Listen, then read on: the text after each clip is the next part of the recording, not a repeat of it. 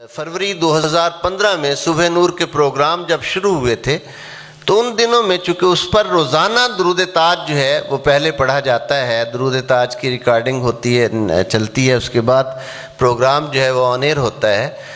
दुरूद ताज रोज़ाना पढ़ा जाता है। कुछ प्रोग्राम हुए थे तो कराची से एक फ़ोन, चूँकि उसमें लाइव कॉल्स आती थी, कराची से एक साहब थे, वो PIA से चीफ मैकेनिकल ऑफिसर रिटायर हुए थे। उन्होंने फ़ोन किया और फ़ोन करके उन्होंने कहा कि मैं कोई सवाल तो नहीं पूछना चाहता, मैं अपनी ज़िंदगी का एक छोटा सा वाक़या शेयर करना चाहता हूँ कि जो आप दुरूद ताज सुनाते हैं ये बहुत ईमान अफरोज़ है और ये बहुत बड़ी चीज़ है।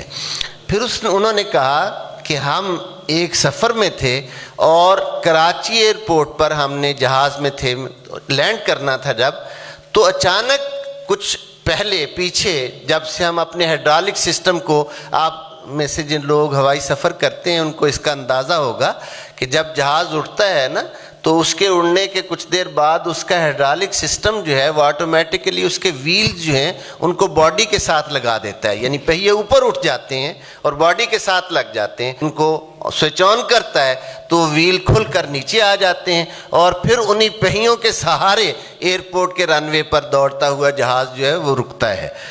वो कहने लगे कि मैं मौजूद था जहाज़ में तो मेरे पायलट ने मुझे कहा कि ये जो हाइड्रोलिक सिस्टम है तैयारे का ये फेल हो गया है। उसने ऑन किया, एक बार ऑन किया, दो बार ऑन किया, व्हील नहीं खुल रहे। कहने लगे कि हमारे सब की हालत जो थी वो हम समझ रहे थे कि अब इसका नतीजा क्या होगा। वो कहने लगे कि मुझे और कुछ नहीं सूझा। वो आदमी अपनी बात बता रहा था कि मुझे और कुछ नहीं सूझा। हमारी वालदा सुबह तहज्जुद के वक्त दुरूद ताज पढ़ा करती थी तो हमें कुछ और नहीं सूझा। मेरे जहन में मैंने दुरूद ताज नहीं पढ़ा था, कहीं बचपन में माँ के कहे हुए अल्फाज जब वो पढ़ रही होती थी तो वो मेरे कानों में गूंजते रहते थे, मेरे कानों में हाफजे में महफूज थे। दाफिल बलाए वल वबाए वल कहते वल मरद वल अलम।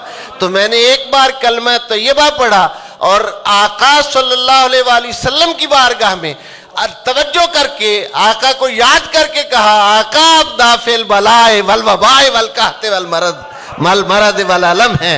जब मैंने ये बात की तो हुजूर अलैहिस्सलाम की नजर करम फौरन जो थी वो इस तरह आई कि जब मेरे पढ़ने के बाद, पढ़ने से पहले पायलट कह रहा है व्हील नहीं खुल रहे, जैसे ही मैं पढ़ रहा हूँ, विर्द कर रहा हूँ, तो अचानक उसने बटन पुश किया तो व्हील जो थे वो फौरन खुल गए। कहते ये किसी मस्जिद के मौलवी की बात नहीं, ये किसी मस्जिद के मौलवी की बात नहीं, किसी खुश अकीदा पीर की बात नहीं। ये एक मैकेनिकल ऑफिसर है जो अपनी आप बीती बता रहा है, जो अपनी आप बीती बता रहा है कि बस ऐसे हुआ और हमने ये, मेरे जहन में ये बात आई, मेरी जुबान से ये अल्फाज चंद मर्तबा अदा होने के बाद वो नामुमकिन काम जो मैकेनिकली फॉल्ट की वजह से, टेक्निकली फॉल्ट की वजह से नहीं हो रहा था, वो फॉल्ट दूर हो गया।